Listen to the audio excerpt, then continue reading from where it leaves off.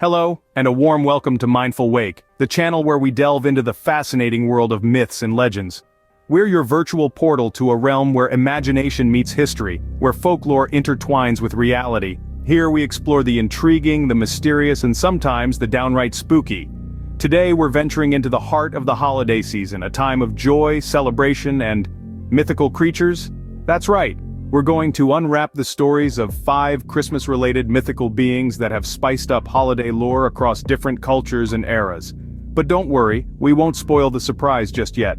Prepare to traverse the snowy landscapes of folklore, to hear the jingle bells echoing through ancient tales, and to meet the mysterious beings who've become as much a part of Christmas as Santa and his reindeer. So, sit back, relax, and let us embark on this thrilling journey. Kicking off our list at number 5, we have a creature from Icelandic folklore, the Ule Cat. This isn't your typical house cat.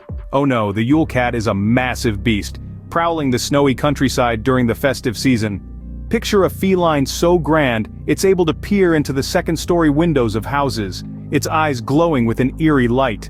The Ule Cat is not interested in milk or mice, its appetite is a tad more discerning. It's said to feast on those who didn't receive new clothes before Christmas Eve. Yes, you heard that right. This is a cat with a taste for the sartorially neglected.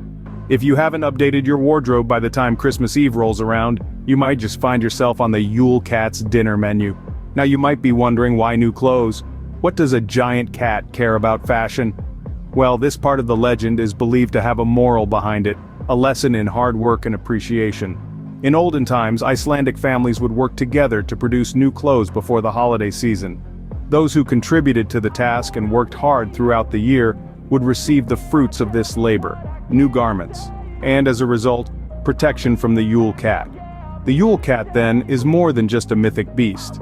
It's a symbol of the Icelandic people's resilience and family values, a reminder of the importance of cooperation and diligence. This myth has become so ingrained in the culture that it's even inspired a poem by beloved Icelandic poet Jóhannes úr Kötlum, and a song by Björk, Iceland's internationally renowned musician. So as you're tucking into your Christmas pudding or unwrapping your presents, spare a thought for this legendary creature. The Ule Cat is a reminder of the darker, more mysterious side of the holiday season, a side that's often forgotten amidst the twinkle lights and tinsel.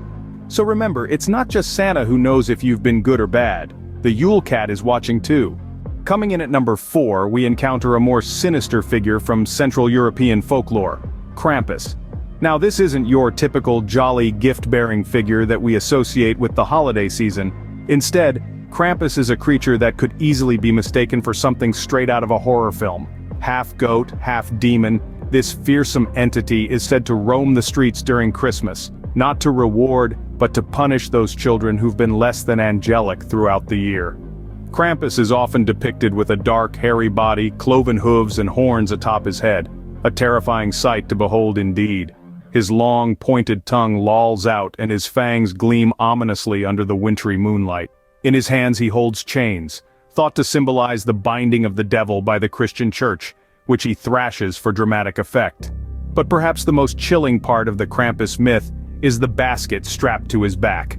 This is no ordinary basket filled with treats. No, this is where he tosses the naughtiest of children to be carried away for their punishment. Now if this image isn't enough to keep one on the straight and narrow, Central European countries celebrate a tradition known as Krampuslauf, or Krampus Run, where individuals dress as the terrifying creature and parade through the streets, causing quite the ruckus. This spectacle serves not only as a thrilling event but as a stark reminder of the consequences of bad behavior. The lore of Krampus is a stark contrast to the more benevolent figures associated with the holiday season. It serves as a deterrent, a cautionary tale that compels children to be good. After all, who would want a visit from this menacing creature when they could be receiving gifts from the jolly old man in red? So this Christmas, be on your best behavior, or you might just hear the jingling bells of Krampus. At number 3, we travel to Italy to meet a kind-hearted witch known as Bufana. Unraveling the threads of folklore, we find ourselves in a land of pasta, pizza, and enchanting tales of a benevolent witch who brings gifts to children on the eve of Epiphany, January the 5th. Bufana, a character deeply embedded in Italian folklore, is an old woman who fills children's stockings with candy and presents, if they have been good, or a lump of coal or dark candy if they have been naughty. She's a diligent cleaner, often depicted with her broom, sweeping away the problems and worries of the old year to make way for the joyous new. Her story is as fascinating as it is charming. Legend has it that the three wise men on their journey to visit the newborn Jesus stopped to ask Bufana for directions. They invited her to accompany them, but she declined, citing too much housework. Later she had a change of heart and tried to catch up with the wise men but was unable to find them. Undeterred, Bufana continues her search to this day, visiting each house and leaving gifts in case the child inside is the baby Jesus. Her journey has become a cherished tradition, the Bufana festival, celebrated every year on the eve of the Epiphany. She's a symbol of hope and relentless pursuit, and her story adds a layer of magic and mystique to the holiday season in Italy. Children eagerly anticipate her visit, leaving out stockings and even small plates of regional delicacies for Bufana. It's a night of excitement, good food, and the joy of giving.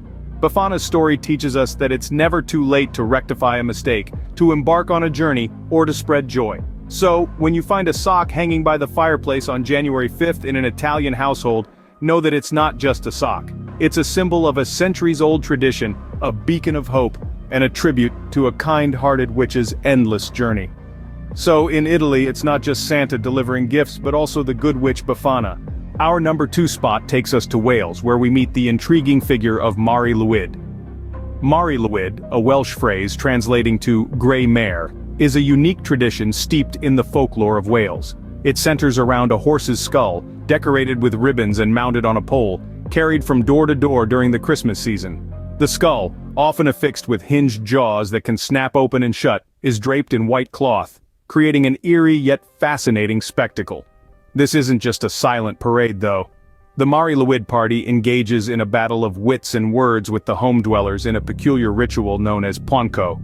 It's a singing contest, where each party trades verses, trying to outdo each other with clever rhymes and witty retorts. The home dwellers attempt to drive the Mari Lwyd away through their verses, while the Mari Lwyd party tries to gain entry. The tradition is thought to bring good luck, and if the Mari Lwyd party triumphs in the contest, they are invited inside for food and drinks. It's a charming blend of the bizarre and the festive, making the Mari Lwyd a beloved part of Welsh Christmas. So, if you hear a knock on your door and a singing horse skull outside, you know it's Mari Lwyd. Finally, at number 1, Graa, a fearsome and ancient Icelandic mythical creature, is a grotesque and towering figure deeply ingrained in folklore. With a hideous appearance, Graa is often depicted as a hag with matted hair, sharp horns protruding from her head, and a long hooked nose. Her body, immense and hulking, is covered in matted fur and draped in tattered rags.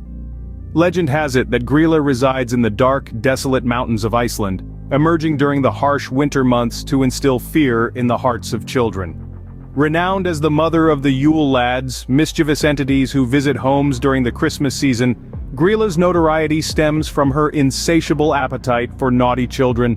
She is said to capture and devour those who misbehave, using a large sack to carry them away to her lair. Graa's ferocity is matched by her supernatural abilities. She can detect disobedient children from great distances.